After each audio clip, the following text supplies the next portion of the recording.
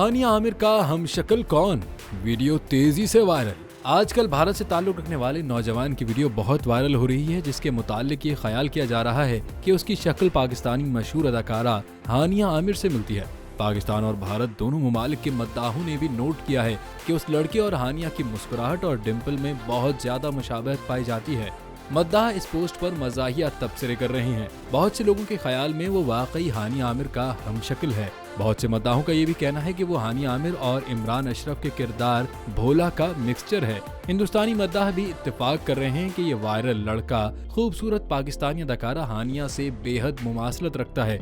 एक मद्दाह ने तो ये भी कहा है कि इसे कम बजट पर हानिया आमिर की जगह कास्ट भी किया जा सकता है।